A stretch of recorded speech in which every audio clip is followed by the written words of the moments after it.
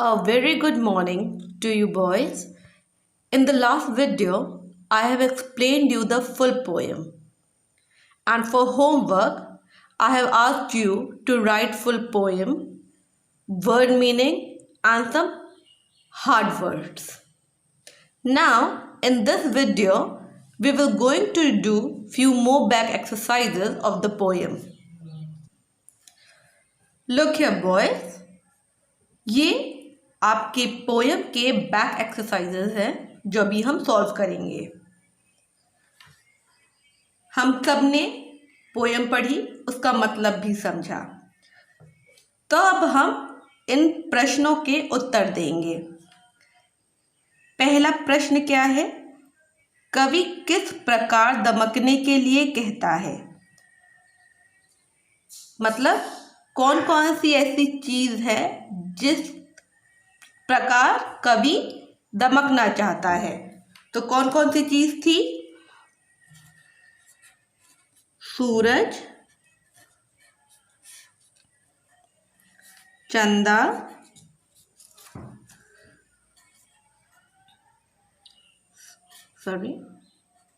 चंदा और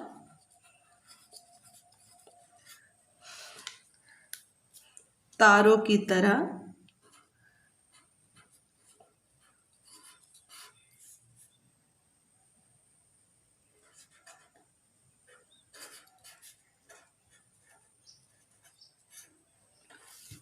दमकने के लिए कहता है।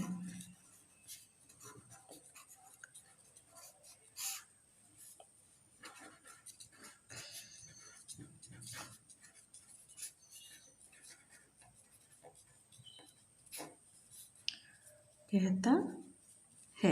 मेरे पास जगह नहीं थी बॉयज, इसलिए मैंने यहाँ लिख दिया। कविता में कोयल सा क्या करने को कहा गया है?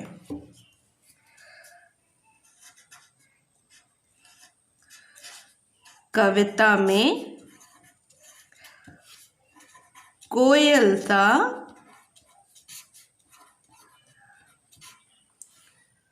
कुहू करने को कहा गया है।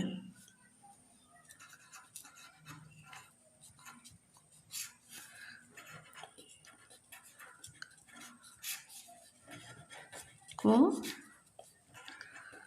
कहा गया है। कविता में किसकी तरह निर्मल और शीतल बनने की बात कही गई है?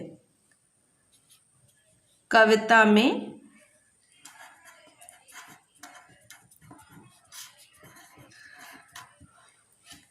नभ जैसा निर्मल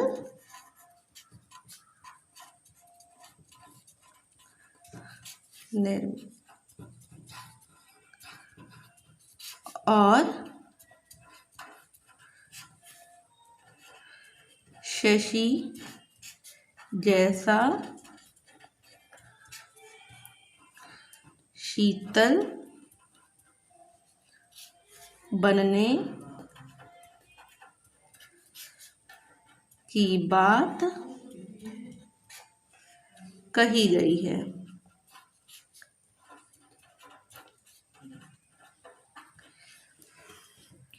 किस पथ पर फूल की तरह बिछने की अभिलाषा है? सेवा के पथ पर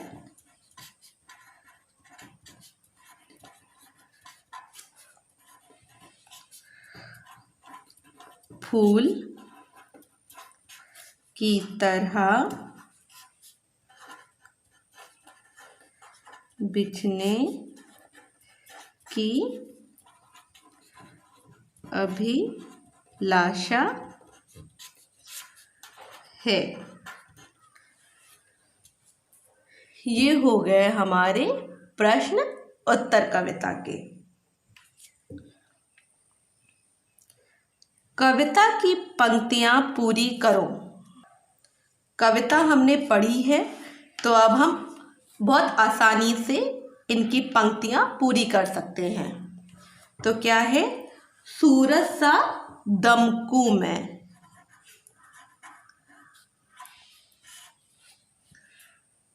चंदा सा चमकूं मैं, झलमल झलमल उज्जवल,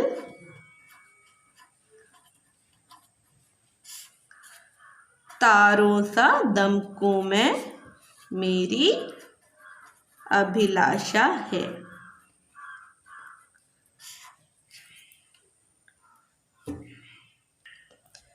बॉयज, ये जो प्रश्न उत्तर है और कविता की पंक्तियां पूरी कीजिए। ये आपको बुक में करना है। जब आप अपनी बुक ले लेंगे तब ये काम उसमें आपको करना है। ये कुछ और अभ्यास है जो हम करेंगे, ये भी कविता से है। कविता में से उदाहरण के अनुसार कु लगे शब्दों को ढूंढकर लिखिए। कविता में कुछ ऐसे शब्द हैं जिनमें कु वर्ड लगा हुआ है, तो अब हमें कुछ और ऐसे शब्द ढूंढने हैं जिसमें कु लगा हुआ हो। तो आइए हम ढूंढें।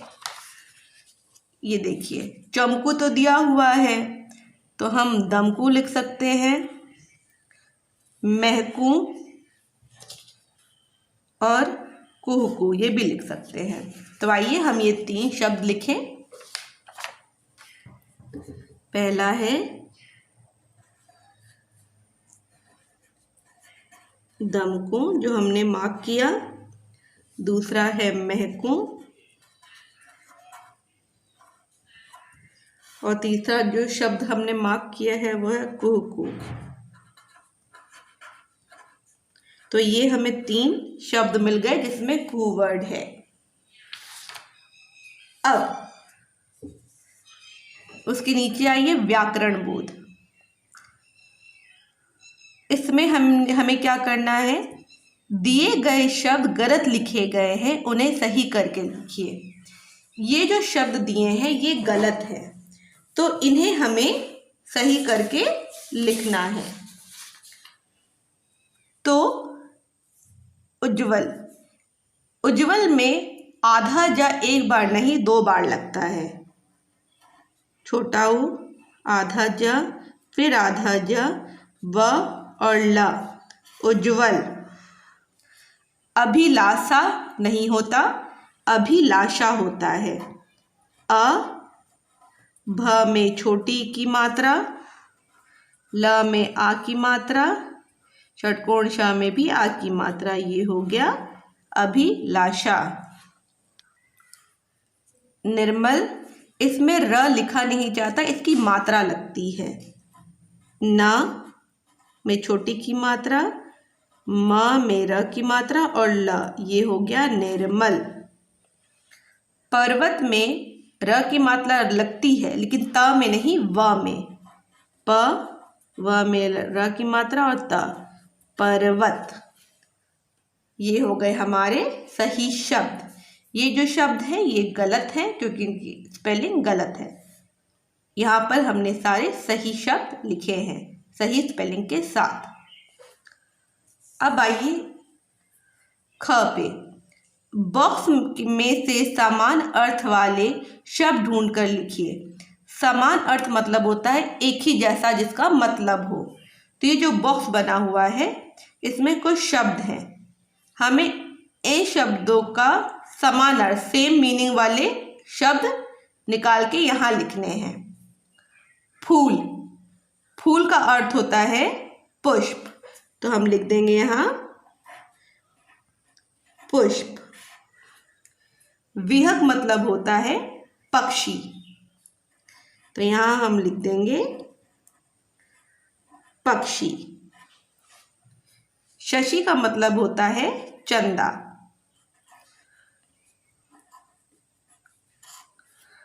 सागर का अर्थ होता है समुद्र।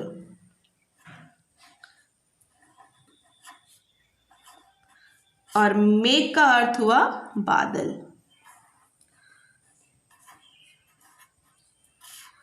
तो ये हो गया हमारा एक और प्रॉब्लम सॉल्व। हमने समान अर्थ वाले शब्द बॉक्स से निकाल के उनके सामने लिख दिए हैं। अब आइए बच्चों, मौखिक उत्तर दीजिए। हमें इन प्रश्नों के उत्तर देने हैं। ये जनरल नॉलेज वाले क्वेश्चंस हैं। तो आइए हम देखें। अपने देश के 2 पर्वतों के नाम बताइए। तो मुझे जो याद है मैं वो 2 लिख रही हूं। आपको जो याद होंगे आप कोई 2 लिख सकते हो।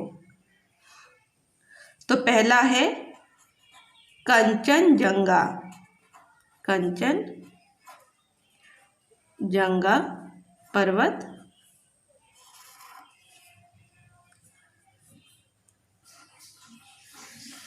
और दूसरा है माल्यगिरी पर्वत। माल्यगिरी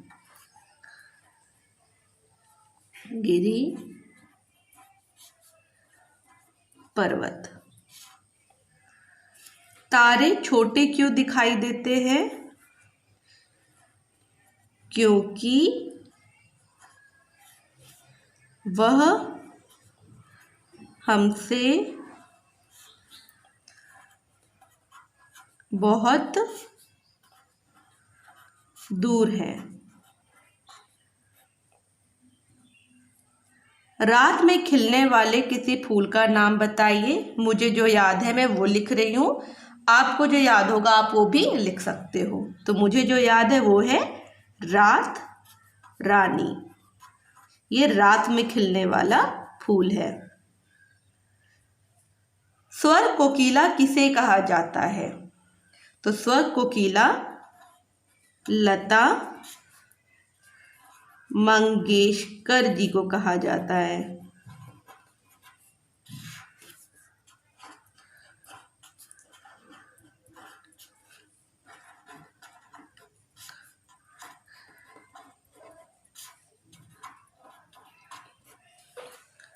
बच्चों ये जो लास्ट क्वेश्चन है, स्वर कोकिला किसे कहा जाता है, इसमें हो सकता है कि आपको थोड़ी कंफ्यूजन हो। किसी किसी को लगता है कि वो सरोजिनी नायडू जी हैं, लेकिन वो स्वर कोकिला नहीं, वो भारत कोकिला है।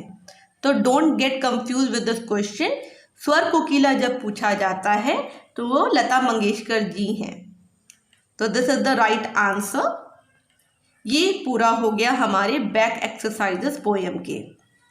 अब जो मैं टिक कर रही हूं वो आपको अपनी कॉपी में करना है। ये वाला कू लगे शब्दों को ढूंढ कर लिखिए, ये आपको कॉपी में करना है। दिए गए शब्द गलत लिखे गए हैं, उन्हें सही करके लिखिए, ये आपको कॉपी में करना है।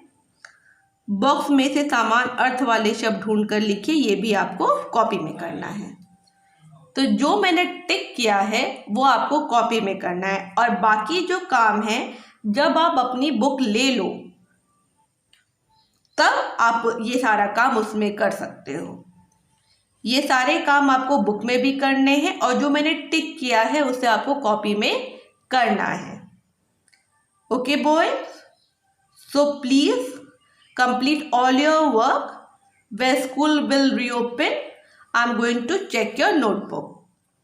So till then, be safe and complete all your work. Thank you, boys.